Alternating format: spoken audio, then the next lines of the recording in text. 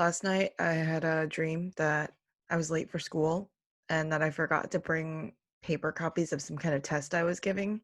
And I woke up in the morning and I went, oh, I need to go to school quickly so I can make copies of the test. And then I sat there and I realized that I haven't been inside the school building in 3 months. So that was a confusing start to the morning. Hey folks, welcome back to another episode of the Choecast. I am your beloved English teacher, Miss Choi. We've got 2 weeks of school left? Not even? I'm confused, y'all. I'm confused. It doesn't feel like June, but at the same time, it feels like June 47th. Who am I and what are we doing? This was an episode that I was thinking on for a long time, and I wanted to record on the topic, but I wasn't really in the mental space to be able to talk about it in a way that made sense. And I honestly don't have the confidence that I can make it make sense today, but we're going to try. I had a former student email me a little while ago, and they were telling me how they felt no motivation to do anything and that they just felt really down and really scared. And one thing I really remember clearly from his email is that he told me, I feel like there's no good in the world. This was kind of by accident, but I've talked about some stuff on the Choicast where I've built up a little bit towards this idea. I talked about how if your life seems boring all the time, maybe you're boring. And I've also talked about self-care, and I've talked about maybe not getting your news from one source all the time and trying to get a broader perspective of the world. And I'm not going to read the email that I wrote back to him because number one, that's private and I didn't receive his permission to share that with anyone. And second thing is that also I've known the student for 4 years now. And so I've had 4 years to get to know him and to watch him grow. And so I know stuff about his life and I can say things that have to do specifically with his circumstances. And that's not going to be necessarily true for everyone, which is why I'm not going to read that email. No. But I am going to kind of go over some stuff that I did talk to him about because I feel like it might be helpful for some of you. Now, I have to be careful because this is not my personal podcast. This is our classroom podcast. I'm going to try to be I'm going to try to speak in a way where I'm not going to get myself into trouble, okay? But this still comes from the heart. Right now, the world is going to seem like there is much more evil than good. And it isn't because that's the case.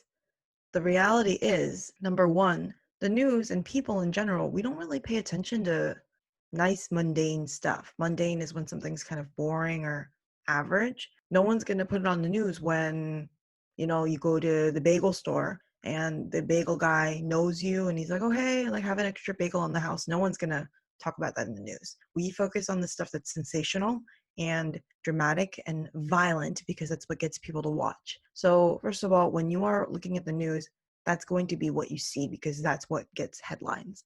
Also, the reason why we pay attention to the stuff that is negative and sensational is because that's the kind of stuff that does need our attention. We don't need to address the fact that somebody is nice to someone else. We don't need to, address the fact that you helped somebody across the street.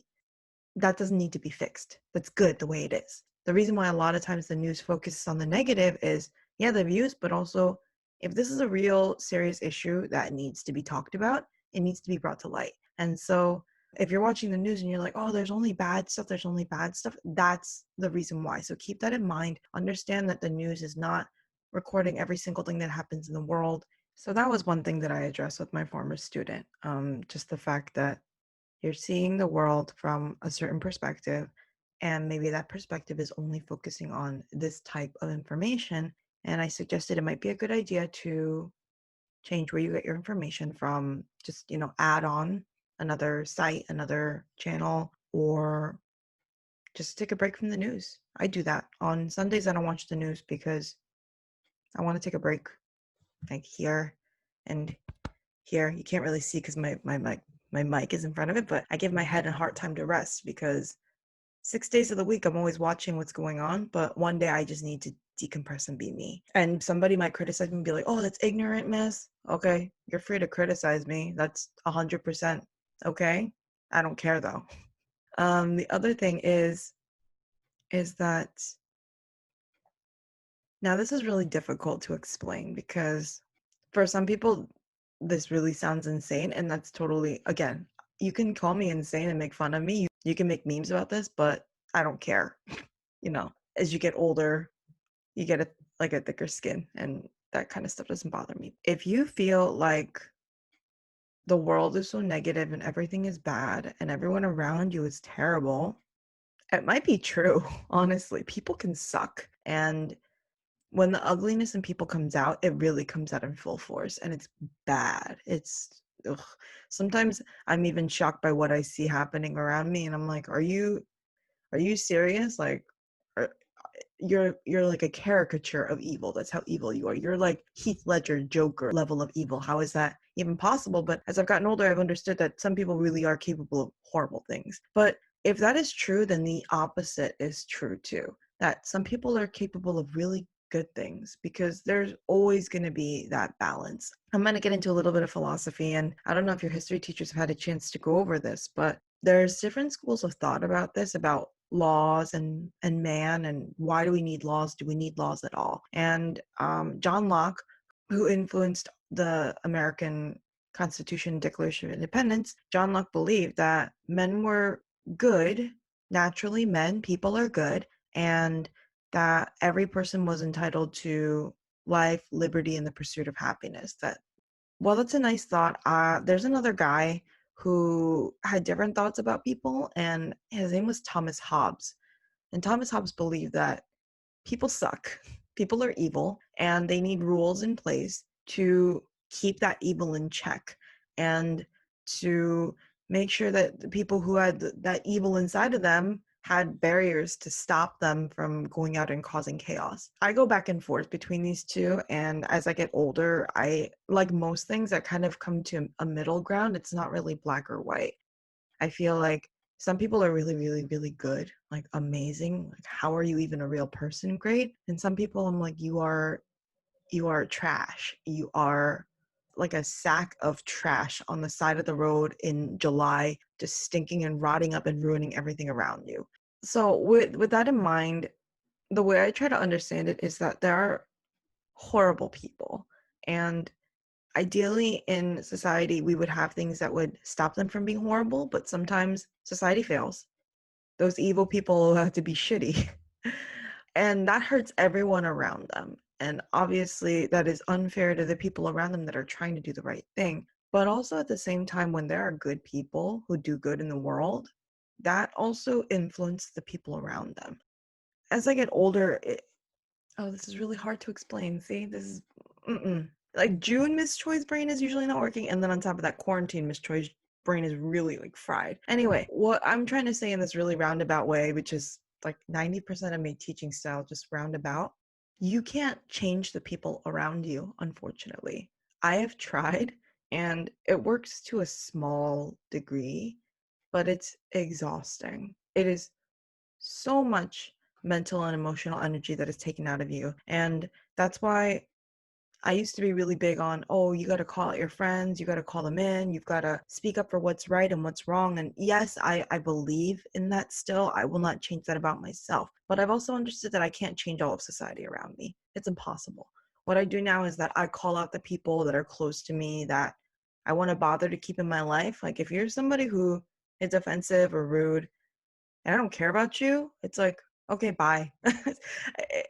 I know that in the grand scheme of things, I should probably be saying something to them too, but also I only have a set amount of energy and time that I can use. And I'm not going to waste it on every random person that I see, you know? So, for example, I have people in my life that are around me that I really do love and care about. And sometimes they'll say stuff that is offensive, like racist or extremely sexist. I will call those people out because if I care about having you in my life and I want to continue to deal with you and I'm invested in this relationship, then I will point out things that do make me uncomfortable or are wrong or do hurt me. If after I explain to them they refuse to listen, then you're out. I'm done.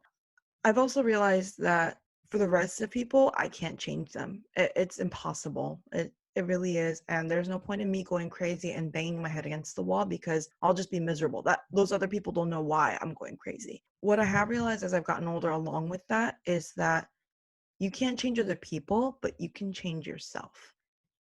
And that's such a cliche. When people said it to me when I was younger, I was like, oh, that's just like, that's a load of shit. That's an excuse. That's just a cop out. It's not. It really is true. If everybody around you is an asshole, first of all, you need to get better friends. But if everybody around you is an asshole, then you can either choose to become an asshole with them and make things worse, or you can become a better person than them and they can see you and go, why is so and so different? Why are they so kind? Why are they so forgiving? And even if they're not consciously doing it, eventually your way of living is going to influence them and you might start to actually change them without you even actively trying. The world can really suck. It can be really mean and really cruel, and it can feel hopeless sometimes. But you can either contribute to that suckiness or you can fight against the suckiness in your own way. And I know there are a lot of people who get tired and they go, okay, I'm just going to do whatever everyone else is doing.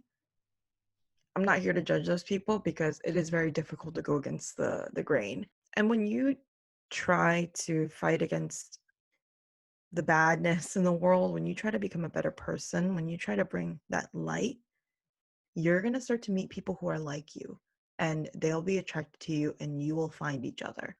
When you guys start working, you're going to also see in the workplace, like people who are lazy and don't do their job properly, they don't hang out with the people that are good at their jobs. The people that are good at their jobs, they stick together, and the lazy people stick together, and then they like complain about the people who work hard.